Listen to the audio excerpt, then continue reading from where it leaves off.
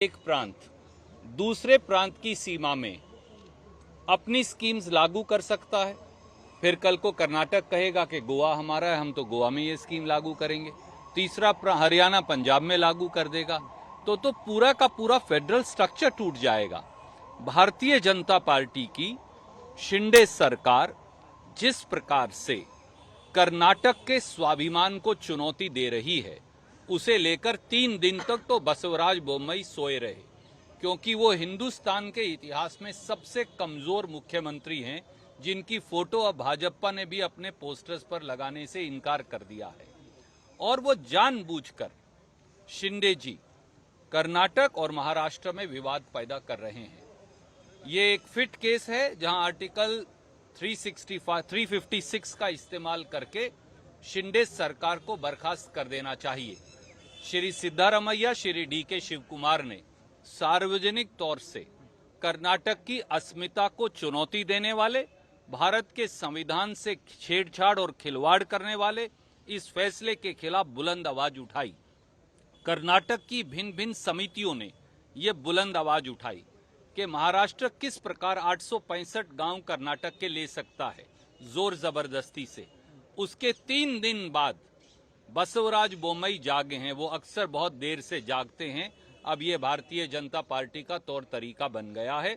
ये एक संवैधानिक संकट है जिस पर एक बार फिर अमित शाह जी आंख मूंदे बैठे हैं और महाराष्ट्र की शिंदे सरकार, उसको बर्खास्त किया जाना चाहिए।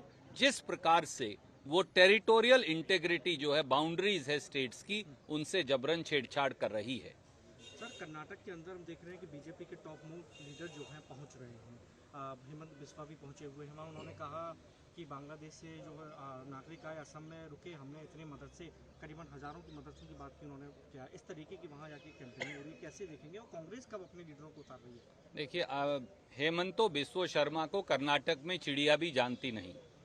वो अमित शाह की भूमिका अदा करने की कोशिश कर रहे हैं, इसलिए वो अपने प्रायोजित कार्यक्रम करवाते हैं।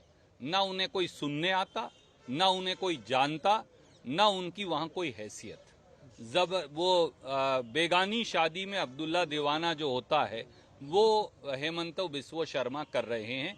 उनकी किसी बात का संज्ञान मत लीजिए। वो केवल कुछ पब्लिसिटी ले रहे हैं, क्योंकि वो अगले अमित शाह बनना चाहते हैं, जिसमें वो कभी कामयाब नहीं होंगे, क्योंकि मौजूदा अमित शाह ही अब फेल हो चुके हैं। कर्नाटक में कांग्रेस पार्टी कब से अपने बड़े चेहरों को उतारने वाली है और किस तरीके से कैंपेनिंग रहेगी? 20 तारीख को श्री राहुल गांधी एक युवा क्रांति रैली को संबोधित करेंगे। आदरणीय खड़गे साहब उसमें राहुल जी के साथ मुख्य अतिथि होंगे।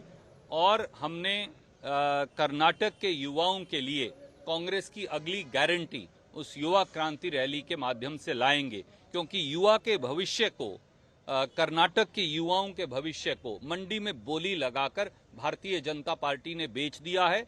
वो पुलिस सब इंस्पेक्टर स्कैम हो, वो district cooperative bank recruitment scam हो, वो असिस्टेंट प्रोफेसर रिक्रूटमेंट स्कैम हो, वो इंजीनियर रिक्रूटमेंट स्कैम हो, वो Karnataka milk federation recruitment scam हो, एक के बाद एक के बाद एक के बाद नौकरियां बेची जा रही हैं और 2 लाख से ज्यादा सरकारी पद खाली पड़े हैं। ब्रांड कर्नाटका को टार्निश कर दिया भाजपा ने। वो ब्रांड कर्नाटका पर भाजपा एक श्राप बन गई है। सर, एक आखिरी सवाल। सीएम, आप जो गारंटी की बात कर रहे हैं, लेकिन सरकार वहाँ कह रही है तो सब दिखावटी है कांग्रेस का। ऐसा है, मुंगेरी लाल के हसीन सपने भाजपा देख रही है। उनके यहाँ जूतों में दाल मट रही है। आपने देखा कि किस प्रकार से भाजपा अपने ही MLCs पर छापे मार रही है। भाजपा के एक विधायक करोड़ों रुपये के साथ पकड़े गए, उनका बेटा, और फिर उनके घर से वो कहते हैं 8-10 करोड़ रुपया तो घर में होना कैश नॉर्मल बात है। भाजपा के लोग कह रहे हैं अरे क्या हो गया, 10 करोड़ पकड़ा गया, ये तो नादान है।